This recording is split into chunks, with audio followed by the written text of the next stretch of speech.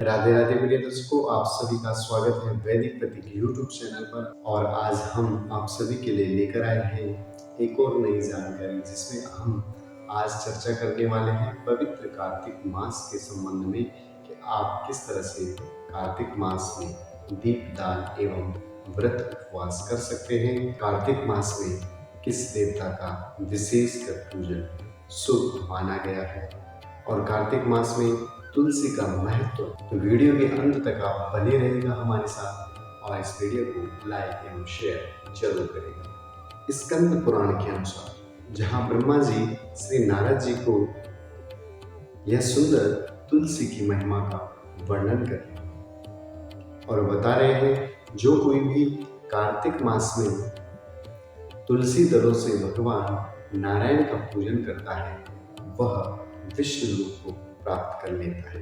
ऐसी अद्भुत महिमा कार्तिक मास में बताई गई है। तुलसी पूजन पाप का नाश करने वाला एवं पुण्य वर्धन कराने वाला होता है और तुलसी मिश्रित जल का स्नान करने से रोग से निवृत्ति मिलती है।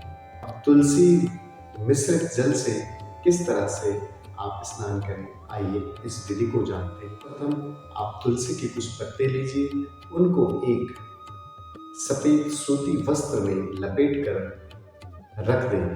आपका जो स्नान का जल रखा हुआ है उस पोटली सहित उस जल में आप रख सकते हैं और उससे स्नान कर सकते हैं। अन्य लोगों को भी अगर स्नान तुलसी मिश्रित जल से करना है तो वह भी उसमें और जल डालें और इस प्रकार से अन्य लोग भी स्नान कर सकते हैं।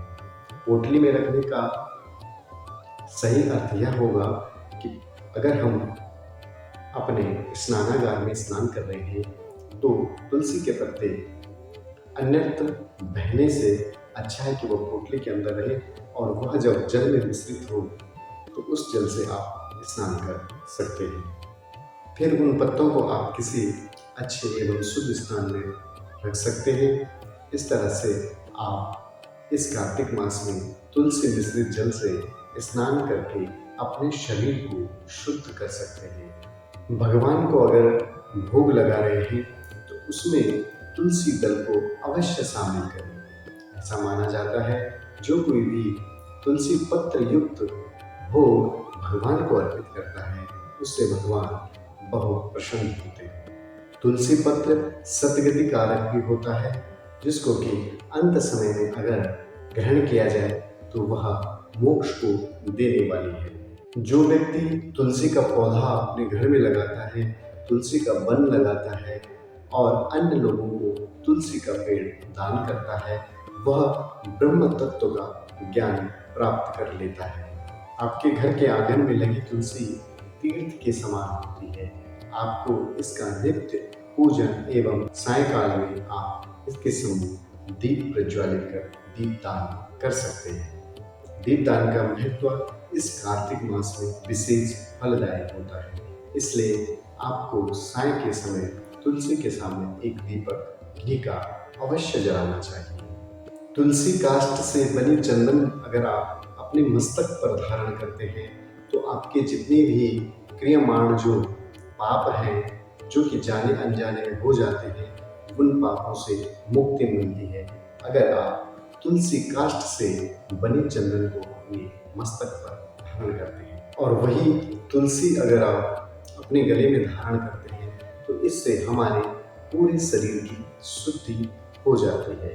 तो सभी को तुलसी माला ग्रहण करनी चाहिए और इसका जो नियम है उसका पालन भी करना चाहिए।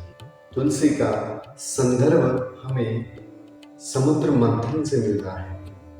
जब देवताओं और दानवों में समुद्र मंथन हुआ तो उसमें बहुत सारे रत्नों की प्राप्ति हुई।